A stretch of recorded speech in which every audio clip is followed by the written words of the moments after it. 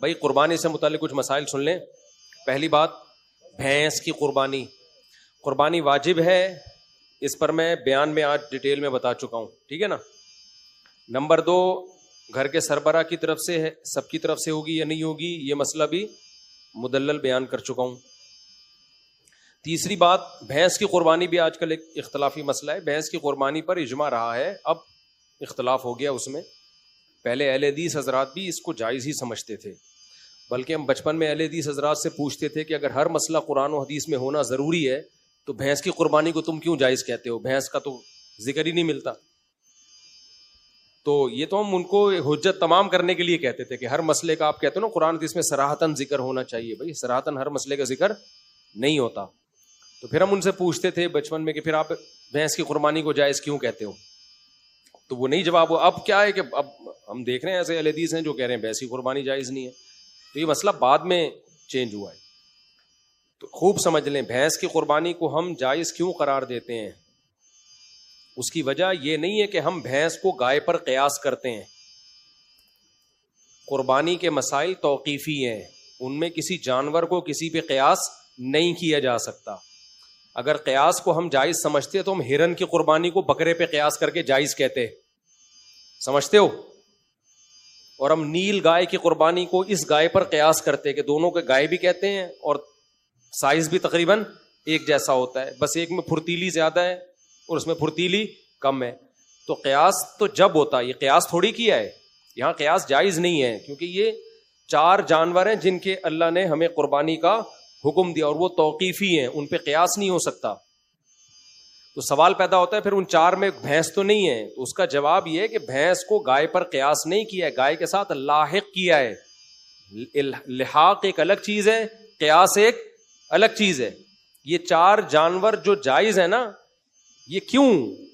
اصل میں 4 چوپائے ہیں جو اہلی ہیں، پالتو ہیں، اور ان میں خاص قسم کے مفاد ہیں. تو اس معنی میں بھینس اور گائے ایک ہی چیز ہیں، اس کے بھی وہی مقاصد ہیں جو گائے کے مقاصد ہوتے ہیں، اور وہ بھی گھریلو ہے، وحشی جانور نہیں ہے.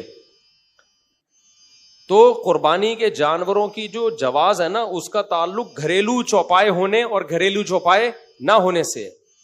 اب ہمارے جو اہل حدیث بھائی ہیں وہ کیا کرتے ہیں، ہمیں میڈیکل سائنس کے ثبوت اور عرف پیش کرنا شروع کر دیتے ہیں کہ بھئی دیکھو گائے میں اور بھینس کے ایٹیٹیوڈ میں بڑا فرق ہے.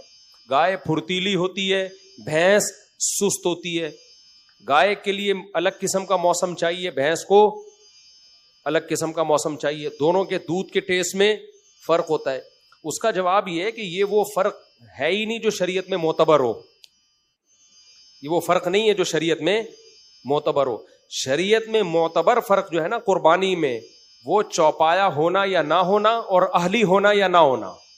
اہلی کا مطلب پالتو. اسی وجہ سے نیل گائے جو ہے نا اس کی کیوں جائز نہیں ہے؟ وہ گائے جیسی تو بہت سی چیزوں میں ہے، لیکن وہ وحشی جانور ہے، پالتو نہیں ہے. ہرن کی قربانی کیوں جائز نہیں ہے؟ اس لیے کہ وہ پالتو جانوروں میں نہیں ہے، وہ جنگلی جانوروں میں آتا ہے.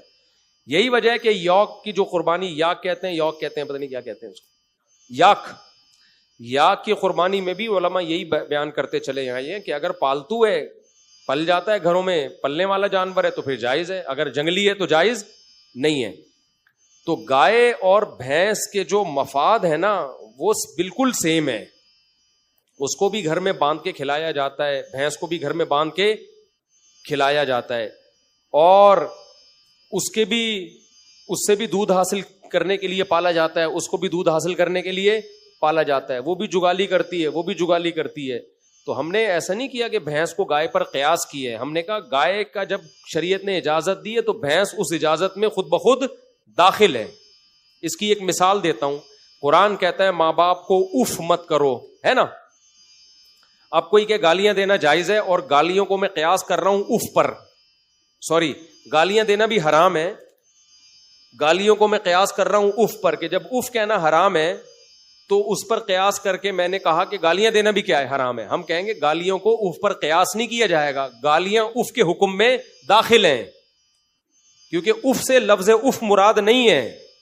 اف کا مطلب ہے تکلیف دینا. تو تکلیف میں گالیاں تو بطریق اولا داخل ہوں گی کہ نہیں ہوں گی؟ تو جب اسلام نے کہا نا یہ 4 جانور ہیں، تو یہ 4 جانور نہیں ہیں، ان جانوروں میں کچھ چیزیں قدرے مشترک ہیں، تو جو بھی ہوگی اس میں وہ یہی 4 میں ہی داخل ہوگا. وہ سمجھتے ہو؟ چاہے طور طریقوں میں فرق ہی کیوں نہ ہو. اگر طور طریقوں میں فرق سے حکم تبدیل ہونا ہوتا تو پھر گایوں میں بڑا فرق ہوتا ہے. عرب میں جو گائے حلال تھی وہ پنجاب کی گائے ویسی ہے ہی نہیں بھائی. عربوں میں جب قرآن نازل ہوا، گائے ذبح کرنے کا حکم دیا، تو کون سی گائے تھی؟ وہ تو سعودی عرب کی گائے تھی نا، مکہ مدینہ کی گائے تھی.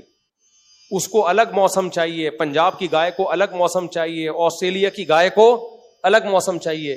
سب کے دودھوں میں بڑا فرق ہے، سب کے لائف اسٹائل میں بہت فرق ہے. آسٹریلیا کی گائے عرب کی گرمی برداشت ہی نہیں کر سکتی ہے. ہماری بھینس تو برداشت کر لے گی لیکن آسٹریلیا کی گائے برداشت نہیں کر پائے گی. آسٹریلیا کی گائے میں دودھ زیادہ ہے، گائے کم ہے، اور ہماری گائے میں گائے زیادہ ہے، دودھ کم ہے. تو اتنے سارے اگر فرق کی وجہ سے حکم تبدیل ہوتا تو پھر تو بہت سارے فرق، خود گایوں میں بہت فرق ہے. آپ گلگت کی گائے کو دیکھو، اتنی سی ہوتی ہے، جتنا مرضی کھلا دو اس سے زیادہ قد نہیں بڑھے گا، جتنا مرضی کھلا لو. اور وہ پہاڑوں پہ چڑھ کے نا ان کے مسل بہت مضبوط ہو جاتے ہیں. یہ والی گائے یہ اسپیڈ بریکر پہ نہیں کراس کر سکتی، یہ پہاڑ پہ کہاں سے چڑھے گی؟ تو اگر دونوں کے ایٹیٹیوڈ میں فرق شریعت میں معتبر ہے تو گائے اور بھینس میں اتنا فرق نہیں ہے. پنجاب کی گائے اور پنجاب کی بھینس میں جتنے عرب کی گائے اور گلگت کی گائے میں فرق ہے، آسٹریلیا کی گائے اور انڈا موڑ کی گائے میں فرق ہے، بہت فرق ہے. ان کے طور طریقوں میں، ان کے لائف اسٹائل میں، دودھ کی کوالٹی میں بڑا فرق ہے، سمجھتے ہو؟ لیکن یہ فرق شریعت میں معتبر نہیں ہے، کیونکہ وہ بھی باندھ کے کھلایا جانے والا جانور ہے، اہلی ہے، یہ بھی پالنے والا جانور ہے. تو اس لیے چوپایا ہو پالتو ہو، یہ ہے اصل. یہی وجہ ہے کہ شریعت نے ہمیں کہا نا دمبئی کی قربانی حلال ہے، تو اس میں چکی والا بھی آ گیا، بھیڑ بھی آ گیا. حالانکہ دونوں میں بہت فرق ہے، لیکن فائدے سب کے کیا ہیں؟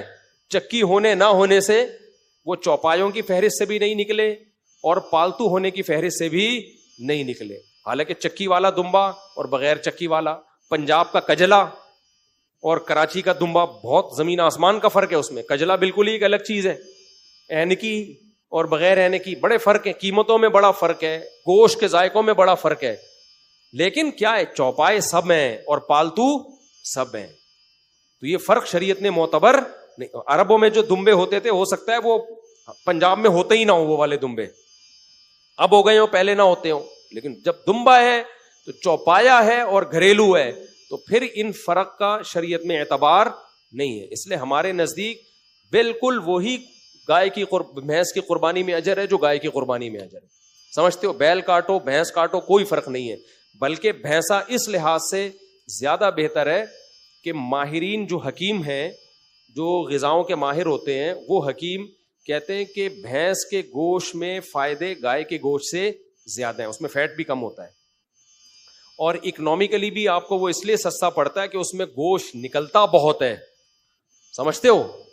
کٹا جو ہے نا، کٹے کو تو بولتے ہی کسی موٹے آدمی کو کٹا تو بولتے ہیں، بھینسا ہی تو بولتے ہیں اس کو. تو اس میں گوشت بھی زیادہ ہے، اس کے گوشت میں بادی پن بھی کم ہے. جو ماہر حکیم ہے وہ بولتے ہیں گائے دودھ کا پیو، گوشت بھینس کا کھاؤ. اب اگر کہیں بھینس کے گوشت صحیح نہیں ہے تو وہ بڈی بھینسیں جو ایکسپائر ہو چکی ہوتی ہیں ان کو ذبح کر رہے ہوتے ہیں. لیکن اگر کٹے کو آپ ذبح کرو نا تو کٹے کا گوشت بولے کٹا ہی ہوتا ہے بھائی. البتہ ہمارے ہاں کٹا اس لیے قربان نہیں کیا جاتا بھینسا کہ وہ ہوتا کم بخت اتنا طاقتور ہے اور اتنے مسلز ہوتے ہیں اس میں گوشت سے بھرے ہوئے کہ قصائی گرانے کے چکر میں 2-4 قصائی خود گر جاتے ہیں. یعنی قصائی اس کٹے کو گرائے اس سے پہلے کٹے کا خطرہ ہوتا ہے کہ اس کی گردن اتنی، ہمارے ایک دوست لے کر آ گئے تھے 2 سال پہلے، وہ گردن ہی کنٹرول میں نہیں آ رہی کسی کے، اتنی بڑی گردن ہے اس کی، وہ ہلی وہ جگہ سے ہی نہیں کوئی ہلا پا رہا. تو اس لیے بھی لوگ ڈرتے ہیں.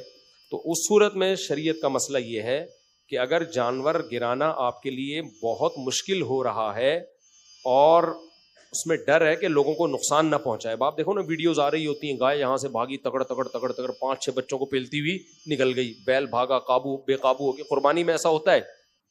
ہمارے ایک دوست نے بتایا کہ ہم ایک بیل لے کر آئے، اتنا تگڑا بیل تھا وہ کسی کو قریب نہیں آنے دے رہا تھا، بس جو قریب آیا اٹھا کے کک مارتا تھا نا. تو کہہ رہے ہیں بڑا ایکسپرٹ کسائی لے کر آئے, کسائی شو بھی بہت مارتے ہیں آج کل نا. کہہ رہے ہیں ہم نے ان کو بولا کہ بھائی یہ بہت خطرناک بیل ہے, اس کو ذرا احتیاط. اس نے کہا ابے جا, ہم بڑے بڑے بیلوں کو ہم نے گرایا, یہ کس کھیت کی مولی ہے. تو وہ مجھے کہنے لگے میں نے اس کو بہت سمجھایا یار تھوڑا احتیاط سے قریب ہے. اس نے کہا ابے جا. کہہ رہے ہیں یہ بات ہو رہی ہے, میں نے دیکھا کسائی نظر نہیں آ رہا, بیل کے قریب گیا نا رسا وسا کھولنے ذبح کرنے کے لیے. کہہ رہے ہیں میں نے کہا پتہ نہیں, دیکھا وہ ادھر پڑا ہوا ہے. کہہ رہے ہیں باتوں باتوں میں بیل نے گھما کے جو فلائنگ کک ماری ہے نا, پتہ ہی, اور کک مار کے بیل ایسے کھڑا ہوا ہے جیسے کچھ ہوا ہی نہیں. اس کا روز کا کام ہے, ڈیلی کا کام ہے. کہہ رہے میں دیکھ رہا ہوں وہ قصائی وہاں پڑا ہوا ہے. تو فنڈر گیری اچھی نہیں ہوتی. تو ایسا کوئی ڈینجرس قسم کا خطرناک قسم کا بیل ہو تو پہلا کام یہ کر سکتے ہیں, بجائے تماشا محلے میں بنانے کے نا, وہ بھاگ رہا ہے, رسے توڑ رہا ہے, 5-6 بندوں کو اٹھا کے پٹک رہا ہے, تو ایسے موقع پہ بہتر یہ ہے کہ 2 دھاری چھری لے کے نا اس کی گردن پہ کھڑے کھڑے ہی اس کو مار دیں گردن. سمجھتے ہو 2 دھاری چھری کیا ہوتی ہے, آرام سے گھس جاتی ہے وہ. تو اس کو آپ کھڑے کھڑے ہی باندھ کے نا اس کو اس کی گردن پہ چھری گھسا دیں. اس سے جب بلیڈنگ ہوگی بہت زیادہ تو نیچے گرے گا, پھر پراپر ذبح کر دیں اس کو. یہ سب سے بہتر طریقہ ہے. لوگ شوٹ کرتے ہیں گولی سے شوٹ کرنے کے بجائے اس طرح سے کریں, کیونکہ اس میں بلیڈنگ زیادہ ہے. جانور حلال کرنے کا ایک بڑا مقصد ہے اس کا خون جسم سے باہر نکل جائے. تو گولی میں وہ کام پراپر وے میں ہوتا نہیں اور تکلیف بھی زیادہ ہوتی ہے جانور کو. دوسرا آپشن پھر یہ ہے کہ اگر وہ قابو میں نہیں آ رہا ہے آپ کے, بھاگ رہا ہے ادھر ادھر, اور تو پھر شوٹ بھی کیا جا سکتا ہے اس کو. تو اس کو گولی سے شوٹ کریں, لیکن وہ گولی کا شوٹ سے اگر مر گیا تو حلال نہیں ہوگا. جب گر جائے پھر جا کے اس کو ذبح کر دیں. البتہ گولی اگر دھاری دار ہے, دھاری کا مطلب بلیڈ ہے اس کے آگے, تو پھر بسم اللہ اللہ اوپر پڑھ کے اگر آپ نے گولی چلائی اور وہ دھار لگ گئی اس کے اندر, تو بھی گرے گا تو آپ پر ذبح کرنا واجب ہے. لیکن آپ کے پہنچنے سے پہلے اگر مر گیا تو پھر حلال ہے وہ. سمجھتے ہو, تیر کا شکار ہو گیا یا گولی کا ہو گیا, تو گولی اگر نوک والی دھار والی ہے, کلاشن کوف کی یا ٹی کی گولی نوک والی نہیں ہوتی, آگے سے نوک تو ہوتی ہے مگر دھار نہیں ہوتی اس کی, بالکل ایسے سوئی ہو نا, بالکل گھب جائے, اس طرح سے تو پھر حلال ہوگا, ورنہ حلال نہیں ہوگا. تو جانور اگر قابو میں نہیں آ رہا ہے تو پھر اس کو قابو میں لانے کے لیے یہ ہیلا اور طریقہ اختیار کیا جا سکتا ہے. لوگ کہتے ہیں ظلم ہوگا جانور کے اوپر. او بھائی, وہ جو ظلم کر رہا ہے آپ کے اوپر, آپ اس کو قربان کرنے کے لیے لائے تھے اور اس نے گلی محلے کے 5-6 بچے قربان کر دیے. یہ کون سا کوئی ٹانگ لے کے بیٹھا ہوا ہے, کوئی گھٹنا لے کے بیٹھا ہوا ہے. بقرعید میں یہی رپورٹیں آ رہی ہوتی ہیں, پھر یوٹیوب پہ اتنی ویڈیوز آئی ہوئی ہوتی ہیں. وہ ایک تو میں نے دیکھی, اونٹ کو ذبح کرنے جا رہے ہیں, اونٹ نے یہاں سے اٹھایا اس کو, ادھر سے اٹھا کے نا لٹکا کے ادھر لے جا کے رکھ دیا. بڑا تمیز کا اونٹ تھا وہ. میں نے کہ اس اونٹ کو سلام ہے, کچھ بھی نہیں کیا, یوں اٹھایا اس کی اوقات دکھانے کے لیے نا, کہ 2 ٹکے کے آدمی نہیں ہے, تو میرے کو حلال کرنے آیا. یوں اٹھا کے بندہ یہاں رکھ دیا. اب وہ اگر سر سے ہی پکڑ لیتا تو رکھ تو دیتا, رکھ تو پھر بھی دینا تھا. کھانا اونٹ گوشت تھوڑی کھاتا ہے, رکھ دینا تھا. مگر وہ بیچارہ پھر کہیں رکھنے کے قابل رہتا نہیں, اس کو صرف قبر میں ہی رکھا جاتا. وہ تو شکر ہے یہاں سے اٹھایا. تو اتنا یہ اس ٹائپ کی چیزیں ہو رہی ہیں, تو ایسے موقع پہ شریعت کی سہولت سے فائدہ اٹھانا چاہیے. تو ایسا کوئی تگڑا جانور ہے قابو میں نہیں آ رہا تو تماشے نہ بناؤ بھائی. گلی محلے میں لوگوں کی چیزیں ٹوٹ رہی ہیں, پھوٹ رہی ہیں, مر رہے ہیں لوگ, تو پھر تماشا بنتا ہے دیکھو یہ مسلمان لوگ کیا کر رہے ہیں. تو ایسے موقع پہ اس کا فائدہ اٹھایا جائے کہ شریعت کی